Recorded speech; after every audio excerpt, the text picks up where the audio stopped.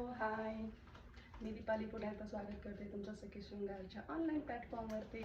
आज साड्यांचं कलेक्शन नाही आहे, आज स्पेशल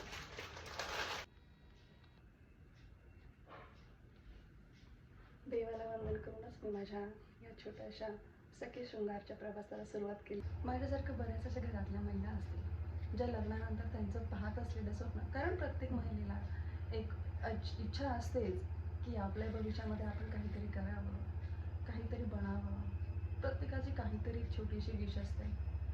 पण लग्नानंतर जेव्हा जबाबदाऱ्या अंगावरती पडतात ना, तेव्हा सगळे स्वप्न, सगळ्या इच्छा थोड्याशा मागे पडतात. आणि त्यामुळे काय होतं, हळूहळू आपण त्या गोष्टी मागे टाकत चालतो. माझ्या बाबतीत सुद्धा तसंच झालं असतं. माझंही स्वप्न होतंच वेगळं काहीतरी करण्याचं, पण मुलं झाली, जबाबदारी पडली आणि मग माझं स्वप्न मागे पडायला लागलं. पण मनामध्ये खंत होतीच की आपण आपल्या आयुष्यात पाहिलेले स्वप्न मागे राहते.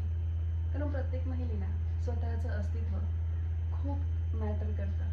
फॅमिली, मुलं, जबाबदाऱ्या हे तर आहेतच आणि हे आयुष्यभर चालणार. पण मी म्हणून जे असते ओळख, ती ओळख प्रत्येकाला हवीशी असते.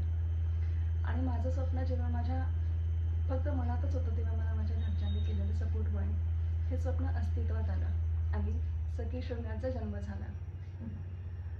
हे सगळं फक्त आणि फक्त परमेश्वराची साथ, घरच्यांचा माझ्यावरती असलेला विश्वास यामुळे झाला. आणि माझा छोटासा बिझनेस, छोटासा माझा व्यवसाय, छोटासा प्रवास माझ्या सखी शृंगारचा सुरू झाला.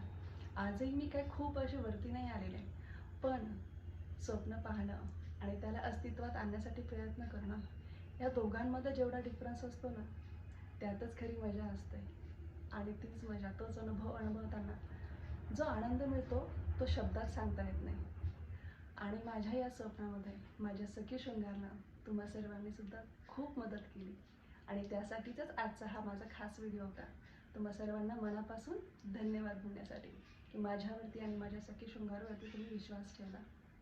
Thank you so much.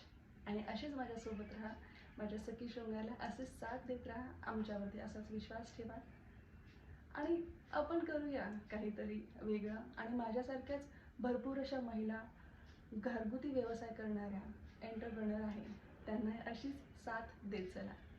धन्यवाद.